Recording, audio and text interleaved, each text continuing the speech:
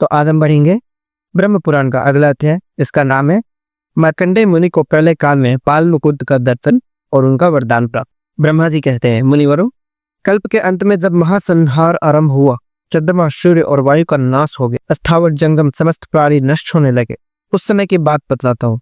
पहले प्रलयकालीन प्रचंड सूर्य का उदय होता है, फिर मेघों भी घोर गर्जना होने लगती है, बिजली गिरती है, जिससे वृक्ष और पर्वत टूट फूट जाते हैं, सारे जगत का संहार हो जाता है, उल्कापात होता रहता है, सरोवरों और नदियों का सारा जल सूख जाता है। फिर वायु का सहारा पाकर समवर्तक नामक अग्नि समस्त विश्व में फैल जाती है। ऊपर से 12 सूर्य तपने लगते हैं। वह आग पृथ्वी को भेद कर रसातल में भी पहुंच जाती है और देवता, दानव तथा यक्षों को अत्यंत भय देने लगती है। पृथ्वी पर जो कुछ रहता है वो सब जलाकर नागलोक को भी दग्ध करती है और फिर क्रमशः नीचे के समस्त लोगों को तत्काल नष्ट कर देती है। 20 लाख योजन तक फैली हुई वायु और समवर्तक अग्नि देवता, पशु, गंधर्व, यक्ष, नाग और राक्षस सबको भस्म कर डालती है। ऐसे घोर महाप्रलय के समय परम धर्मात्मा मार्कंडेय मुनि अकेले ध्यानस्थ होकर बैठे थे। प्रलय अग्नि की लपट उनके पास भी पहुंची, उनके कंठ, तालु और कोट सूख गए। उस महाभयानक अग्नि को देखकर वे भय से विह्वल हो उठे और कोई रक्षक न पा सकने के कारण इधर उधर भागने लगे। उन्हें कहीं भी शांति नहीं मिली। वे सोचने लगे, क्या करूं, समझ में नहीं आ, किसकी शरण में जाऊं, किस प्रकार सनातन देव पुरेश का दर्शन करूं।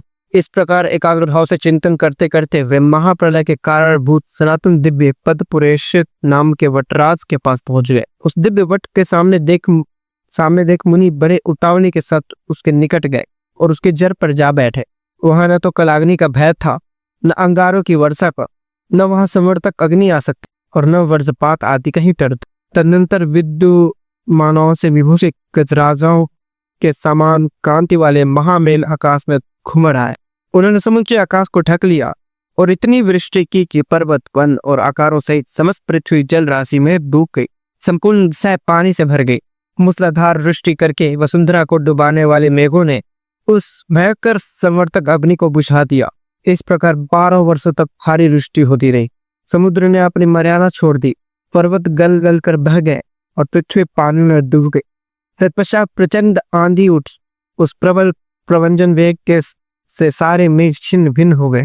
उसके बाद भगवान विष्णु उस भयंकर वायु को पीकर एकांत वन में शयन करने लगे। उस समय समस्त स्थावर जंगम का अभाव हो गया था। देवता, असुर, मनुष्य, यक्ष और राक्षस भी नष्ट हो गए थे। उस समय मार्कंडेय मुनि ने विश्राम के अनंतर श्री पुरुषोत्तम का ध्यान करने के पश्चात जब आंखें खोली तो पृथ्वी को जल में निमग्न पाया। वह वट वृक्ष, पृथ्वी, दिशा आदि, सूर्य, चंद्रमा, अग्नि, वायु, देवता, असुर और नाग आदि कोई भी दिखाई नहीं देते। मुनिवर मार्कंडेय विक्रम जन में गोते खाने लगे। तब उन्होंने तैरना आरंभ किया। वे अर्ध भाव से इधर उधर तैरते हुए भटकने लगे। उन्हें कोई अपना रक्षक नहीं मिलता। उनके ध्यान करने से भगवान पुरुषोत्तम को प्रसन्नता हुई थी। अतः मुनि को भय से व्याकुल देख वे कृपा पूर्वक बोले, उत्तम व्रत का पालन करने वाले बेटा मार्कंडेय, तुम अभी बालक हो, थक गए होगे, आओ आओ शीघ्र मेरे पास चले आओ।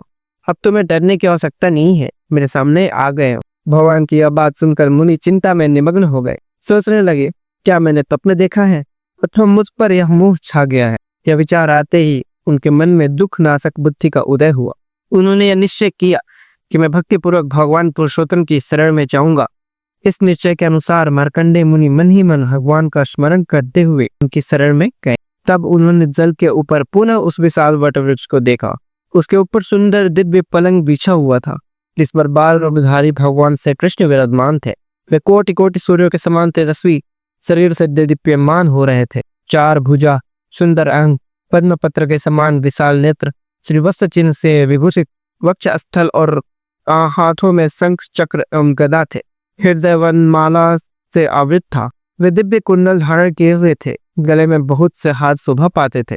दिव्य रत्नों से उनका श्रृंगार किया गया था। भगवान को इस रूप में देखकर मार्कंडेय मुनि के नेत्र आश्चर्य से खिल उठे। उनका शरीर रोमांचित हो गया। वे भगवान प्रणाम करके बोले, अहो, इस भयानक प्रकार वर्ण में यह बालक कैसे निर्भय रहता है। इस प्रकार विचार करते हुए वे इधर उधर बह रहे थे। उनकी चेतना लुप्त होती जा रही थी। वे अपने उद्धार के लिए व्याकुल हो गए। उस समय उन्हें बड़ा खेद हुआ। इधर वटवृक्ष पर सोया हुआ बालक बाल सूर्य के समान प्रकाशित हो रहा था। वह अपनी महिमा में ही स्थित।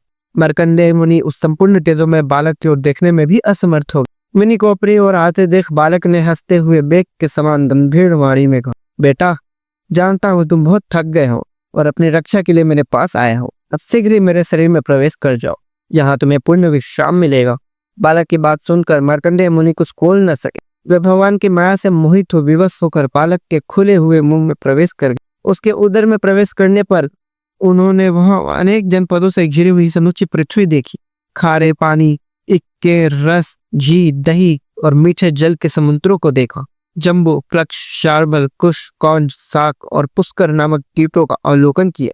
भारत आदि संपूर्ण वर्ष और पर्वतों का निरीक्षण किया। सब रत्नों से संपूर्ण सुवर्ण में मेरुगिरी को भी देखा, जो अनेक प्रकार के रत्नमय शिखरों से विभूषित, अनेक कंदराओं से युक्त, नाना मुनिजनों से व्याप्त, भांति भांति के वृक्षों और वनों से परिपूर्ण, अनेक जीव जंतुओं से सेवित, अनेक आश्चर्यों से युक्त, बाघ, सिंह, सुअर, चौरी गाय, भैंस, हाथी, हरिण, वानर तथा अन्य जीव जंतुओं से सुशोभित एवं अत्यंत मनोहर था। इंद्र आदि अनेक देवता, सिद्ध, चारण, नाग, मुनि, यक्ष, अप्सरा तथा अन्य स्वर्गवासियों से उस पर्वत की पूर्ण शोभा हो रही थी। इस प्रकार शोभा में सुमेरु पर्वत को देखते हुए वे बालक के उदर में भ्रमण करने लगे। उन्होंने क्रमशः हिमवान, हेमकेतु, निषद, कदमादन, स्वेक, दूरधर, नील, कैलाश, मंदरगिरी, महेंद्र, मलय, विंध्य, परियात, अबूर्द, साह, सुक्तिमान तथा मैनाक आदि बहुत से पर्वतों को देखा। उन्होंने इस लोक में जितने भी चराचर भूत देखे थे वे सब उन्हें भगवान की कुक्षी में दृष्टिगोचर हुए। अथवा बहुत कहने की क्या आवश्यकता, ब्रह्मा से लेकर कीट पर्यंत संपूर्ण अस्थावर जंगम जगत, भूरलोक, भूअरलोक, स्वर्लोक, महरलोक, जनलोक, तपलोक, सत्यलोक, अतल, वितल, सुतल, पताल, रसातल और महातल रूप प्रहान को उन्होंने बाल रूपधारी भगवान के उदर में देखा। उस समय मार्कंडेय जी की सर्वत्र बेरोटोक गति थी। भगवान की कृपा से उनकी स्मरण शक्ति का दोष नहीं होता था। वे भगवान के उदर में संपूर्ण जगत का अवलोकन करते हुए घूमते फिरे, किंतु उनके शरीर का कहीं अंत नहीं मिला। तब वे वरदायक देवता श्रीहरि की शरण में गए। इसी समय सहसा वे वायु के वेग से खींचकर भगवान के खुले हुए मुख से बाहर निकला। बाहर निकलने पर उन्हें पुनः मनुष्यों से शून्य सारी पृथ्वी एकांत वन के जल में निमग्न दिखाई। साथ ही वटवृक्ष की शाखा पर पलंग के ऊपर विराजमान चित्ररूपधारी भगवान भी दर्शन हुआ, जो संपूर्ण जगत को अपने उदर में लेकर विराजमान थे।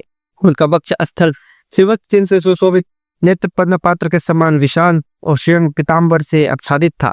उनकी चार भुजाएं शोभा पा रही थी। भगवान ने देखा मार्कंडेय मुनि मुख से निकलकर जल में तैरते हुए अचेत से हो रहे हैं।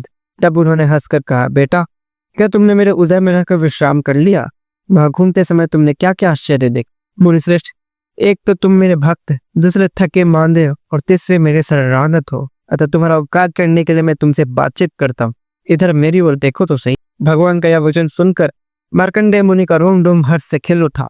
यद्यपि दिव्य रत्नों से अलंकृत तेजोमय भगवान को देखना अत्यंत कठिन था, तो भी उन्होंने उनको देखा। भगवान की कृपा से उन्हें क्षण भर में नूतन, प्रसन्न एवं निर्मल दृष्टि प्राप्त होगी। तब मार्कंडेय जी ने भगवान के देव वंदित चरणों की, जिनकी उंगलियां और तलवे लाल लाल थे, मस्तक झुकाकर प्रणाम। हर्ष से युक्त और विस्मित होकर बारंबार उनकी ओर देखा तथा हाथ जोड़कर हर्ष गद्रीर वाणी में उन परमात्मा का अस्तमन आरंभ। मार्कंडेय जी बोले, माया से बाल उद्धार करने वाले देवदेव जगन्नाथ, कमल के समान सुंदर नेत्रों वाले सूर्य, मैं दुखित होकर आपकी शरण में आया, मेरी रक्षा कीजिए। संवर्तक नामक अग्नि ने मुझे संतप्त कर रखा है। मैं अंगारों की वर्षा से भयभीत हो रहा हूँ, मेरा उद्धार कीजिए। देवेश, पुरुषोत्तम, मैंने आपके उदर में चराचर जगत का अवलोकन किया है, इससे मुझे बड़ा विस्मय हुआ है। मैं विषादग्रस्त तो हूँ ही, मेरी रक्षा कीजिए। पुरुषोत्तम, इस अवलंब शून्य संसार में आपके सिवा दूसरा कोई सहारा देने वाला नहीं है, मुझ पर प्रसन्न होइए। सुरश्रेष्ठ, प्रसन्न होइए। विबुध प्रिय, प्रसन्न होइए। देवताओं के नाथ, प्रसन्न होइए। देवताओं के निवास स्थान, प्रसन्न होइए। जगत के कारणों के भी कारण सर्वलोकेश्वर, मुझ पर प्रसन्न होइए। धरणीधर, मुझ पर प्रसन्न होइए। जल में निवास करने वाले परमेश्वर, मुझ पर प्रसन्न होइए। मधुसूदन, मुझ पर प्रसन्न होइए। कमलाकांत, प्रसन्न होइए। त्रिदेश पर प्रसन्न होइए। कंस और गेसी का नाश करने वाले श्री कृष्ण, प्रसन्न होइए। अरिष्टासुर का नाश करने वाले गोविंद, प्रसन्न होइए। तत्कनाशक श्री कृष्ण, प्रसन्न होइए। दानवों का अंत करने वाले वासुदेव, प्रसन्न होइए। मथुरावासी हरे, प्रसन्न होइए। यदुनंदन, प्रसन्न होइए। इंद्र के छोटे भाई उपेंद्र, प्रसन्न होइए। वरदायक अविनाशी देव, प्रसन्न होइए। भगवान, आप ही पृथ्वी, आप ही जल, आप ही अग्नि और आप ही वायु है। जगतपते, आकाश, मन, अहंकार, बुद्धि, प्रकृति तथा स्वादि गुर भी आप ही है। आप संपूर्ण विश्व में गावक होरुस है, पुरुष से भी उत्तम पुरुषोत्तम है। प्रभु, आप ही संपूर्ण इंद्रिया और उनके शब्द आदि विषय हैं। आप ही दिक्पाल, धर्म, वेद, दक्षिणा सहित यज्ञ, इंद्र, शिव, देवता, हविष्य और अग्नि है। वसु, रुद्र, आदित्य और ग्रह भी आपके ही स्वरूप है। और जितनी भी जातियां हैं, कुछ भी जीव नामधारी पदार्थ है, वह सब आप ही है। अधिक कहने की क्या आवश्यकता। ब्रह्मा से लेकर तिनके तक जो कुछ भी भूत, भविष्य और वर्तमान चराचर जगत है, वह आप ही है। देव, आपका जो परम स्वरूप है वह कुटस्थ, अचल एवं ध्रुव है। उसे ब्रह्म आदि देवता भी नहीं जान पाते। फिर हम जैसे छोटी बुद्धि वाले मनुष्य कैसे उसका तत्व समझ सकते हैं। भगवत, आप शुद्ध स्वभाव, नित्य प्रकृति से परे, अव्यक्त, शाश्वत, अनंत एवं सर्वव्यापी महेश्वर है। आप ही आकाश का रूप, परम शांत, अजन्मा, व्यापक एवं अविनाशी है। इस प्रकार आपके निर्गुण एवं निरंजन रूप की स्तुति कौन कर सकता। देव, अविनाशी देव देवेश्वर, मैंने जो विकल एवं अल्प ज्ञान होने के कारण आपके स्तवन की धृष्टता की है, उसे आप क्षमा करने की कृपा करें। मार्कंडेय के इस प्रकार स्तुति करने पर भगवान बहुत प्रसन्न हुए और मेघ के समान गंभीर वाणी में बोले, मुनिश्रेष्ठ, तुम्हारे मन में जो भी अभिलाषा हो उसे कहो। ब्रह्मर्षि से तुम मुझसे जो कुछ भी चाहोगे वह सब तुम्हें दूंगा। मार्कंडेय जी बोले, देव, मैं आपको और आपको माया को जानना चाहता हूँ। देवेश, आपकी कृपा से मेरे स्मरण शक्ति लुप्त नहीं हुई है। कुंडलिकाक्ष, आप अव्यय है और मैं आपके तत्व को समझना चाहता हूँ। इस संपूर्ण जगत को पीकर आप साक्षात परमेश्वर यहाँ पालक रूप से क्यों रहते हैं, ये सब बातें बताने की कृपा करें। मुनि के इस प्रकार पूछने पर परम कांतिमान देवादिदेव श्री हरि ने उन्हें सांत्वना देते हुए कहा, ब्राह्मण, देवता भी मुझे ठीक ठीक नहीं जानते, किंतु तुम पर प्रेम होने के कारण मैं अपना रहस्य बतलाऊंगा कि कैसे इस जगत की सृष्टि करता हूँ। ब्रह्मर्षि, तुम पितृभक्त हो और मेरे शरण में आए हो, इसलिए तुम्हें मेरे स्वरूप का प्रत्यक्ष दर्शन हुआ है। तुम्हारा ब्रह्मचर्य महान है। पूर्व काल में मैंने जल को नारा नाम दिया था। उस नारा में मेरा सदा निवास रहता है, इसलिए मैं नारायण कहलाता हूं। जो तुम, मैं नारायण ही सबकी उत्पत्ति का कारण, सनातन, अविनाशी, संपूर्ण भूतों का सृष्टा और संहर्ता हूँ। मैं ही विष्णु, मैं ही ब्रह्मा और मैं ही देवराज इंद्र हूँ। यक्षराज, कुबेर और प्रेतराज यम भी मैं ही हूँ। मैं ही शिव, चंद्रमा, प्रजापति, कश्यप, धाता, विधाता और यज्ञ हूँ। अग्नि मेरा मुख, पृथ्वी चरण, चंद्रमा और सूर्य नेत्र, दुलोक मस्तक, आकाश और विषय कान तथा जल वेद है। दिशाओं सहित आकाश मेरा शरीर और वायु मेरे मन में स्थित है। मैंने पर्याप्त दक्षिणा वाले अनेकों यज्ञों का अनुष्ठान किया है। पृथ्वी पर वेद के विद्वान देव यज्ञ में स्थित द्विज विष्णु का ही पूजन करते। सूर्य की इच्छा रखने वाले मुख्य मुख्य क्षत्रिय और वैसे भी यज्ञ के द्वारा मेरी आराधना करते हैं। मैं ही शेषनाग होकर चारों ओर के समुद्रों और मेरु पर्वत से एक समस्त पृथ्वी का अकेला ही धारण करता हूँ। पूर्व काल में वराह रूप धारण करके मैंने ही जल में डूबी हुई इस पृथ्वी को अपनी शक्ति से उद्धार किया था। जो श्रेष्ठ, मैं ही बलवान होकर समुद्र का जल पीता और मेरु रूप से उसकी वर्षा करता। ब्राह्मण मेरा मुख, क्षत्रिय मेरी भुजाएं, वैश्य जांघ और शूद्र चरण है।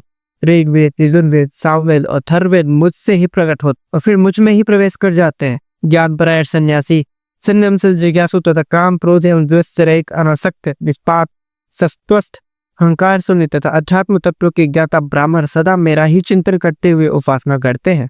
मैं ही संवर्तक ज्योति, मैं ही संवर्तक अग्नि, मैं ही संवर्तक सूर्य और मैं ही संवर्तक वायु हूँ। आकाश में जो ये तारे दिखाई देते हैं उन सबको मेरे ही रोमकूप समझो। रत्नों से भरे हुए समुद्र और चारों दिशाओं को मेरा ही स्वरूप जानो।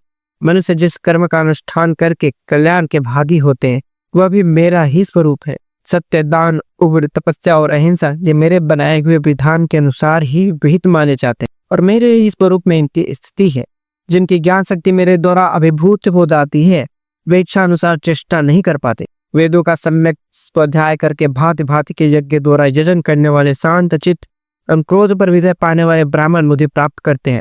पापचारी, लोभी, कृपर, अनार तथा मन को वश में न रखने वाले मनुष्यों को मैं भी कभी नहीं मिल सकता। जिनके अंतःकरण शुद्ध है उन्हें प्राप्त होने वाला महान फल मुझे ही समझो। कुयोग से भी मूढ़ मनुष्यों के लिए अत्यंत दुर्लभ हो।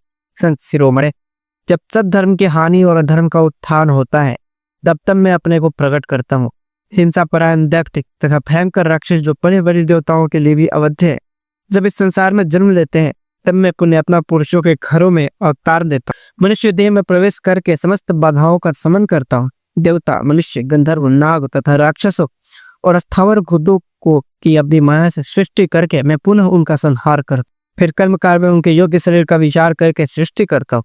वैसे मेरा स्वरूप भूत धर्म सत्ययुग में श्वेत रहता है, त्रेता में श्याम रहता है, द्वापर आने पर लाल हो जाता है और कलयुग में काला पड़ जाता है। प्रलय काल आने पर मैं ही अत्यंत दारू काल रूप हो अकेला ही समस्त त्रिलोकी का नाश करता हूँ। उत्पत्ति, पालन और संहार ये 3 मेरे ही धर्म है। मैं संपूर्ण विश्व का आत्मा और सब लोगों को सुख पहुंचाने वाला हूँ। मेरा किसी से पार्थक्य नहीं है। मैं सर्वव्यापी अनंत और इंद्रियों का नियंता हूँ। मेरे डग बहुत बड़े हैं। मैं अकेला ही काल चक्र का संचालन करता हूँ। जो ब्रह्म का रूप है वह मेरा ही है। वही संपूर्ण भूतों को शांति देने वाला है। उसका उद्यम संपूर्ण भूतों के हित के लिए ही होता है। मुनिश्रेष्ठ, इस प्रकार मेरा आत्मा संपूर्ण भूतों में सन्निहित है, फिर भी मुझे कोई नहीं जानता। भक्तगण सब लोगों में सर्वथा मेरा पूजन करते हैं। ब्राह्मण, मुझ में तुमने जो कुछ भी क्लेश का अनुभव किया है वो सब तुम्हारे सुख के उदय और कल्याण की प्राप्ति का कारण है। तुमने लोक में अस्थावर जंगम रूप जो कुछ भी देखा है वह सब संपूर्ण भूतों को उत्पन्न करने वाला मेरा आत्मा ही है, जिसे मैंने उस रूप में प्रकट किया है। मैं ही शंख चक्र और गदा धारण करने वाला नारायण हूँ। जब तक 1000 महायोग का समय नहीं बीत जाता तब तक संपूर्ण विश्व को मोहित करके यह जल में शयन करता हूँ। मुनिश्रेष्ठ, जब तक ब्रह्मा सोकर उठ नहीं जाते तब तक मैं हर समय यहाँ शिशु रूप में निवास करता हूँ। विपेंद्र, मुझ ब्रह्म रूपी परमात्मा ने अनेक बार संतुष्ट होकर तुम्हें वरदान दिया है। समस्त चराचर जगत का नाश होकर सब कुछ एकांत वर्ण में मग्न हो जाने पर तुम मेरी ही आज्ञा से यहाँ आ निकले हो। फिर जब मेरे शरीर के भीतर प्रविष्ट हुए हो तब मैंने तुम्हें संपूर्ण जगत का अवलोकन कराया है। वहाँ संपूर्ण लोगों को देखकर तुम विस्मय में पड़ गए और मुझे समझ नहीं पाए। तब तुरंत ही मैंने तुम्हें अपने मुख से बाहर निकाल दी और जो देवता और असुरों के लिए दुर्गेय है उस अपने आत्म तत्व का तुमसे वर्णन किया है। ब्रह्मर्षि, जब तक महातपस्वी ब्रह्मा जी जागते नहीं तब तक तुम यही निर्भय होकर सुखपूर्वक विचरो। उनके जगने के बाद मैं अकेला ही समस्त भूतों और उनके शरीरों को सृष्टि करूंगा। इतना कहकर भगवान मुनिवर मार्कंडेय जी से पूछा, बोले, तुमने जिस अभिप्राय से मेरी स्तुति की है उसे कहो, मैं तुम्हें शीघ्र ही उत्तम वरदान दूंगा। भगवान दया कल्याण वचन सुनकर मार्कंडेय मुनि सहसा उनके चरणों में गिर पड़े और इस प्रकार बोले, देवेश, मैंने आपके उत्कृष्ट स्वरूप का दर्शन किया, इससे मेरा सारा मोह दूर हो गया। नाथ, अब मैं आपकी कृपा से यह चाहता हूँ कि इन संपूर्ण लोगों के हित, भिन्न भिन्न भावनाओं की पूर्ति तथा शैव और वैष्णव के विवाद निवारण के लिए मैं इस परम उत्तम पवित्र पुरुषोत्तम तीर्थ में भगवान शिव का बहुत बड़ा मंदिर बनवाऊं और उसमें शंकर जी की प्रतिष्ठा करूं। इससे संसार लोग यह जान लेंगे कि विष्णु और शिव एक रूप ही है। यह सुनकर भगवान जगन्नाथ ने पुनः महामुनि मार्कंडेय जी से, ब्राह्मण, तुम मेरी आज्ञा से शीघ्र ही एक मंदिर बनवाओ और उसमें नाना भावों की पूर्ति एवं आराधना के लिए परम कारणभूत भोलेश्वर लिंग की स्थापना करो। उनके प्रभाव से तुम्हारा भगवान शिव के लोक में अक्षय निवास होगा। शिव की स्थापना करने पर मेरी स्थापना होती है। हम दोनों में तनिक भी अंतर नहीं है। हम एक ही तत्व 2 रूप में व्याप्त हुए हैं। जो रुद्र है वही विष्णु है, जो विष्णु है वही महादेव है। वायु और आकाश की भांति हम दोनों में कोई अंतर नहीं है। जो अज्ञान से मोहित है वो इस बात को नहीं जानते कि जो गरुड़ ध्वज है वही वृषध्वज है। अतः ब्राह्मण, तुम अपने नाम से शिवालय बनवाओ और देवादिदेव भगवान से उत्तर की ओर एक सुंदर तीर्थ सरोवर का निर्माण करो। वह तीर्थ मनुष्य लोक में मार्कंडेय हृदय के नाम से विख्यात होगा। उसमें स्नान करने से सब पापों का नाश हो जाएगा। मार्कंडेय मुनि से योग कर सर्वव्यापी जनार्दन वही अंतर्धान हो गए। बोले भगवान विष्णु की जय।